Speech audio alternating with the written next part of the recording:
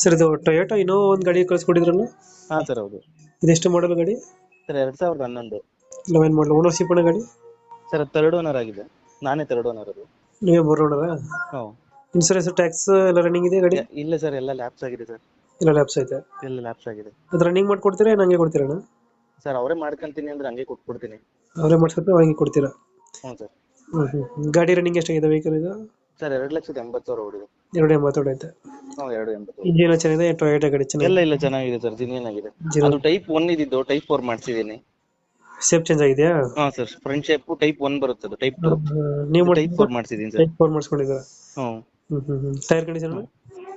Sir tyre ಎಲ್ಲ ಒಂದು 60% 70% ಇದೆ ಸರ್. ಇದು ಫೀಚರ್ಸ್ ಏನೇನು ಗಾಡಿದು?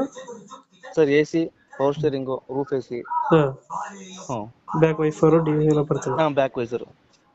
ಇದೇನು ಡೆಂಟು ಕ್ರಚಸ್ ಏನಿಲ್ಲ ಗಾಡಿ? ಇಲ್ಲ ಸರ್ ಇಲ್ಲ. ನೀಟಾಗಿ